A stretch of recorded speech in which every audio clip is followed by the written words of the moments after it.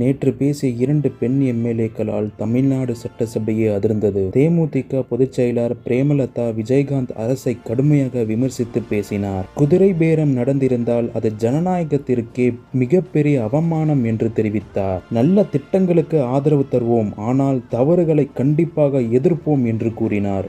ஆனால் இதில் மிகப்பெரிய சர்ச்சையாக மாறியது ஜோதிடரை அரசு ஆலோசகராக நியமித்த விவகாரம்தான். ஒரு முன்னேற்றமான மாநிலத்தில் அரசு நிர்வாகத்தில் ஜோதிடருக்கு அதிகாரப்பூர்வ பதவியை கொடுப்பது சரியா என்று அவர் கேள்வி எழுப்பினார். அரசு முடிவுகள் அறிவியல் மட்டுமே மக்களின் நலன் அடிப்படையிலே இருக்க வேண்டும் என்று தெரிவித்தார். முதலமைச்சர் விஜய் தலைமையிலான அரசு அந்த அரசாணையை வெறும் 24 மணி நேரத்தில் திரும்ப பெற்றது. இதனால் மக்களின் குரலை கேட்ட அரசு என்று சிலர் பாராட்டினாலும் முதலில் இப்படியான நியமனம் ஏன் என்று எதிர்க்கட்சிகள் தொடர்ந்து கேள்வி எழுப்பி வருகின்றன. அதேபோல் பாமக சார்பில் சௌமியா அன்புமணி பெண்கள் பாதுகாப்பு மற்றும் டாஸ்மாகை குறித்து பேசினார். முதலமைச்சர் 717 மதுக்கடைகளை மூடியதற்கு பாராட்டினார். மறுபக்கம் சிறிய சந்து கடைகள் திறக்கப்படுகின்றன, அதுவும் தடுக்க வேண்டும் என்று கூறினார். மேலும் தமிழகத்தில் சாதிவாரி கணக்கெடுப்பு நடத்த வேண்டும் என்றும் அவர் வலியுறுத்தினார். ஒவ்வொரு சமூகத்தின்